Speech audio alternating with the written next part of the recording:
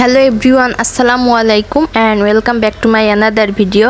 So কেমন আছেন সবাই? আশা করি সবাই খুব ভালো আছেন। আলহামদুলিল্লাহ আমরাও আপনাদের দোয়ায় এবং আল্লাহর রহমতে খুবই ভালো আছি। তো আজকে একটা নতুন ভিডিও নিয়ে চলে আসছি, তো ভিডিওটা সবাই শেষ পর্যন্ত দেখবেন। তো এই যে এখানে একটা অনেক বড় কাঁঠাল দেখতে পাচ্ছেন। তো গতকাল রাত্রে হচ্ছে যেবার বাবা এই কাঁঠালটা নিয়ে আসছে। আর এই কাঁঠালটা কোথা থেকে নিয়ে আসছে জানেন? চিড়িয়াখানার থেকে। তো চিড়িয়াখানার আম কাঁঠাল কিন্তু আমরা প্রতি বছরই খেয়ে থাকি। আগের বছরেও কিন্তু ভিডিওতে আপনাদের দেখিয়েছিলাম চিড়িয়াখানার আম কাঁঠাল। তো আমার হাজব্যান্ডের এক বন্ধু এই যে চিড়িয়াখানা থেকে কাঁঠালটা কিন্তু দিয়ে গেছে, দোকানেই দিয়ে গিয়েছিল। যেবার বাবা হচ্ছে গতকাল রাত্রে নিয়ে আসছিল। তো গতকাল রাত্রে হচ্ছে একটু শক্ত ছিল, তাই আর ভাঙিনি। আর এখন হচ্ছে সকালবেলা কাঁঠালটা ভেঙে নিচ্ছি। তো কাঁঠালটা কিন্তু অনেক বড়। আমি যেবার বাবাকে বারবার বলছিলাম যে তুমি ভাঙো, এত বড় কাঁঠাল আমি ভাঙতে পারবো না। তো যেবার বাবা কিছুতেই ভাঙতে চাচ্ছিল না, এই যে আমাকে দিয়েই ভাঙাচ্ছে। তো কাঁঠালটা ভাঙার আগে আমি হাতে কিন্তু খুব ভালোভাবে তেল মাখিয়ে নিয়েছি, কারণ এই যে কথায় বলে না, পিরিতি কাঁঠালের আটা। তো কাঁঠালের আটা এমনই এক আটা, লাগলে পরে ছাড়ে না। তো খুবই হচ্ছে বিরক্তিকর একটা আটা। তারপরেও হাতে আমি তেল লাগিয়ে নিলাম। আর এই যে কাঁঠালটা হচ্ছে ভেঙে ফেললাম। তো কাঁঠালের মুখের দিকের কোয়াগুলো একদমই নরম হয়ে গেছে, অতিরিক্ত পেকে গেছে। আর নিচের দিকের কোয়াগুলো এখনও শক্ত ছিল। তো গত রাত্রে ভাঙলেই হয়তো খুবই ভালো হতো, কারণ গত রাত্রে যে পরিমাণে গরম পড়েছে, এমনিতে হচ্ছে কাঁচা কাঁঠাল রাখলেই মানে পেকে যাবে, এত গরম। আর এটা তো পাকা কাঁঠালই ছিল। তো যাই হোক, দেখুন কাঁঠালের খোসাগুলো কেমন উঠে চলে আসছে। আর এই যে শিকলেগুলোও কিন্তু কাঁঠালের কুয়ার সাথে উঠে চলে আসছে, মানে কাঁঠালটা অতিরিক্ত পেকে গেছে। তো যাই হোক, এত মানে এরকম কাঁঠাল আমার ভালো লাগে না। আমার কেমন কাঁঠাল ভালো লাগে জানেন? মানে দেখতে মনে হবে যেন একটু শক্তই আছে কিন্তু পেকে গেছে। এটাও ওই রকমই ছিল, কিন্তু এটা হচ্ছে কেমন জানি খুব একটা মিষ্টি না। যাই হোক, আরও বড় কাঁঠাল তো কেমন জানি, আমাদের সবসময় একটু ছোট টাইপের কাঁঠালই পছন্দ হয়। তারপরেও এত বড় কাঁঠাল যেহেতু দিয়ে গেছে, তাই বাসায় নিয়ে আসছে। তো এত বড় কাঁঠাল কিন্তু আমরা দুজনে খেতে পারবো না। তারপরেও হচ্ছে সব কাঁঠাল তুলে নিচ্ছি, কারণ নষ্ট করে লাভ নাই, সবাইকে দিয়ে দেব। তো এই যে আমি এখন একটা খাচ্ছি, আর আমার হাতের অবস্থা দেখুন কি অবস্থা হয়েছে আঠায়। তো কাঁঠালটা মিষ্টি ছিল, খুব একটা না। তো যাই হোক, আছে মিডিয়াম। তো এখন হচ্ছে সব কাঁঠালগুলোই তুলে নেব। এখান থেকে হচ্ছে কিছু কাঁঠাল দোকানে পাঠিয়ে দেব, আর কিছু কাঁঠাল বাসায় রেখে দেব। তো যাই হোক, অনেকগুলাই কাঁঠাল হয়েছে এর ভিতর থেকে। তো এই যে আমি কিন্তু কাঁঠালের সব কোয়াগুলো তুলে নিলাম। তো যেবার বাবার আমি দুইজনা মিলেই হচ্ছে কিছুটা পরিমাণে খেয়েছি, তারপরেও কিন্তু এখানে অনেকগুলো কাঁঠাল আছে। তো কাঁঠাল ফলটা আমার কাছে ভালোই লাগে, আর আমটা আমার কাছে সব থেকে বেশি ভালো লাগে, তারপর কাঁঠাল। তো এই যে আমি আর যেবার বাবা কিন্তু এইগুলো খেয়েছি। আর কাঁঠালের বিচি হচ্ছে আমাদের সব থেকে প্রিয় একটা খাবার, কাঁঠালের থেকে কাঁঠালের বিচি। তো এখন সকালবেলায় যেবার বাবা দোকানে যাবে, তো আমি বললাম বাসায় কাঁচামরিচ নাই, কাঁচামরিচ নিয়ে আসা লাগবে। তো আমি নিচে যাচ্ছি, তুমি হচ্ছে যাওয়ার সময় আমার কাছে কিনে দিও, আমি নিয়ে চলে আসবো। তো আমি যেবার বাবা তিনজনাই গিয়েছিলাম, আমি নিচে দাঁড়িয়েছিলাম। ওই যে আমাদের কেয়ারটেকার কাকাকে হচ্ছে কাঁঠাল দিয়ে আসতে গিয়েছিলাম, তাছাড়া দোকানের জন্য কাঁঠাল নিয়ে গেছে। তো যেবার বাবা দুইজন মিলে হচ্ছে গিয়েছিল, তো আসার সময় মিষ্টি কুমড়া, কাঁচামরিচ, আর এই যে আমার জন্য সমোসা নিয়ে আসছে। তো আমি বাসায় আসার পর সব কিছু নামিয়ে নিলাম, আর এখন হচ্ছে সমোসা খাবো। তো সমোসাটার টেস্ট অত বেশি ভালো ছিল না, মিডিয়াম ছিল। তো যাই হোক, একটা সমোসা আমি খেলাম, আর জেবাকেও একটু দিলাম, ও খাওয়ার জন্য বায়না করছিল। তো আমি যেটাই খাই সেটাই দেখলেই ও বায়না করে, এক দুগাল নেয়, তারপরে আর নিতে চায় না। তো আমি আর যেবার মিলে খেলাম। আর এই যে আমি কাঁঠাল দিয়ে পান্তা ভাত খাবো এখন। কাঁঠাল আছে বলে আমি কাল রাত্রেই হচ্ছে ভাতটা পান্তা করে রেখেছিলাম। কার কাছে পান্তা ভাত দিয়ে কাঁঠাল খেতে ভালো লাগে জানি না, আমার কাছে ভালো লাগে, তাই আপনাদের কাছে শেয়ার করলাম। অনেকেই হয়তো এই বিষয়টা ভালো চোখে দেখবেন না, যে পান্তা ভাত দিয়ে আবার কাঁঠাল কে খায় বা ভালো লাগে কিনা। তো যাই হোক, আমার কাছে পছন্দ, তাই হচ্ছে আমি খেলাম। তো এখন হচ্ছে পান্তা ভাতটা খেয়ে নেব, অনেক দিন পর পান্তা ভাত খেলাম, তাও আবার কাঁঠাল দিয়ে। তো খাওয়া দাওয়া শেষ করে হচ্ছে দুপুরে রান্না বান্না করতে আসলাম। তো প্রথমে আমি ভাত খেয়ে নিয়েছিলাম, তারপর জেবাকেও খাইয়ে দিয়েছি, তারপর কাটা বাছা করে এই যে দুপুরে রান্না করতে আসলাম। আর রান্নাঘরে এত বেশি গরম কি বলবো। আজকে হচ্ছে একটা ফ্যানও সেট করেছি রান্নাঘরে, তো বাতাসেই রান্না করলাম। তারপরেও হচ্ছে খুবই গরম, কোনো রকমভাবে যেন গরমটা কম হচ্ছে না। আর এই যে এখানে হচ্ছে এখন কচুর মুখি দিয়ে চিংড়ি মাছ রান্না করব। তো ফ্রিজে ছোট চিংড়ি ছিল না, তাই এই যে বড় চিংড়ি দিয়েই হচ্ছে কচুর মুখিটা রান্না করব। তো কচুর মুখি জিনিসটা আমার কাছে খুবই পছন্দ, আর যেবার বাবার কাছে তো আরও বেশি পছন্দ। ছোটোবেলা থেকেই হচ্ছে কচুর মুখের তরকারিটা আমার কাছে খুবই পছন্দ হতো। তো যাই হোক, হচ্ছে আজকে আমি কচুর মুখি দিয়ে আর এই যে চিংড়ি মাছ রান্না করছি, তার সাথে হচ্ছে পটল আর আলু দিয়েও ভাজি করব। তো এখানে হচ্ছে আমি মশলাগুলো কষিয়ে নিচ্ছি। আর আগে হচ্ছে পেঁয়াজ মরিচ আর চিংড়ি মাছটা অল্প একটু ভেজে নিয়েছিলাম, তারপর সব মশলাগুলো দিয়ে দিলাম। আর এখন হচ্ছে অল্প একটু পানি দিয়ে মশলাটা কষিয়ে নিচ্ছি। তো মাছটাও এর ভিতরে কষানো হয়ে যাবে। আর এখানে হচ্ছে এই যে এক টুকরা ফল দিলাম, এলাচ ফল। তো এই ফলটা দিলে হচ্ছে বেশ ভালোই ঘ্রাণ হয়, কিন্তু আজকে খাবারের টেস্টটা মানে চেঞ্জ করে দিয়েছে এই ফলটার জন্য। কেমন যেন একটা শুধু এই যে মানে এলাচেরই ফ্লেভার আসছিল।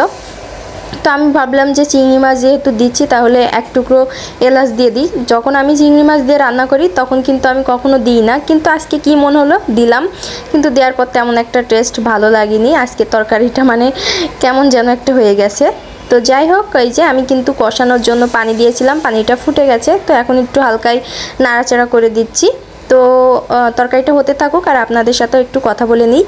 তো আমরা যারা হচ্ছে ফেসবুক ইউটিউবে কাজ করে থাকি তারা কিন্তু রেগুলারই অনেক কষ্ট করে আপনাদের জন্য ভিডিও তৈরি করি, তারপর আপনাদের সামনে উপস্থাপন করি। তো সেই ভিডিওতে আপনারা কিন্তু কোনো রকম লাইক কমেন্ট শেয়ার কিছুই করেন না, এমনকি রেগুলার ভিডিও দেখা সত্ত্বেও চ্যানেল কিংবা পেজটা কিন্তু ফলো দিয়ে রাখেন না।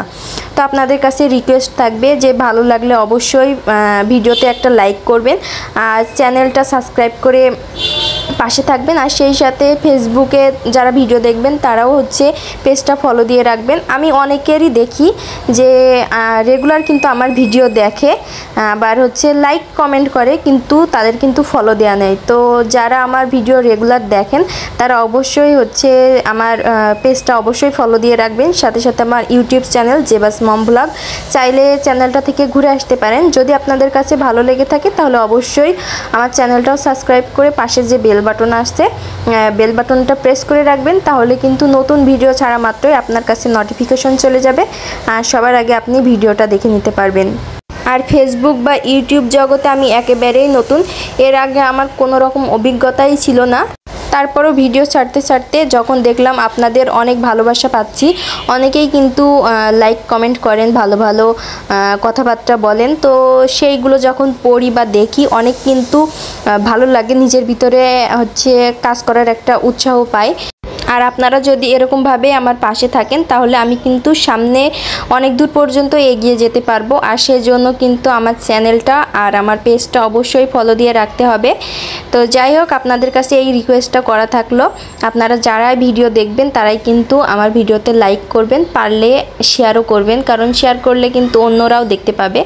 তো যাই হোক, আপনাদের সাথে অনেকক্ষণ ধরে কথাবার্তা বললাম আর এর ভিতর থেকে কিন্তু রান্না বান্নাও হয়ে যাচ্ছে। তো এই যে এখানে হচ্ছে পটল আর আলু দিয়ে ভাজি করব। তো পটল আর আলু কিংবা যে কোনো ভাজির ভিতরেই যে আলুটা আমি দিই, এই আলুটা হচ্ছে যেবার খুবই পছন্দ। এর ভিতর থেকে আলুগুলো খুঁটে খুঁটে যেবা খাই, তো এই জিনিসটা ওর কাছে খুব পছন্দ, মানে ভাজির আলু। যে কারণে আমি যে কোনো কিছু ভাজি করলেই তার ভিতর হচ্ছে এরকম আলু কেটে দেওয়ার চেষ্টা করি, যাতে যেবাও একটু খেতে পারে। তো দুপুরে রান্নাবান্না শেষ করে যে এখানে এখন গাছের কিছু পরিচর্যা করব।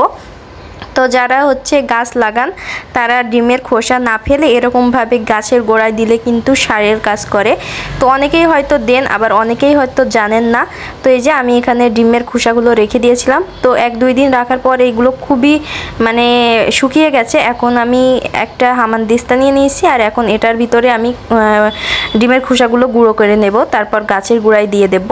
তো এরকমভাবে গাছের গোড়ায় দিলে কিন্তু সার হিসেবে এটা কাজ করে। তাছাড়া যখন আপনারা তরি তরকারি কাটবেন সেই কাটা খোসাগুলোও কিন্তু গাছের গোড়ায় দিতে পারেন, তাহলে গাছটা অনেক সুন্দর হবে।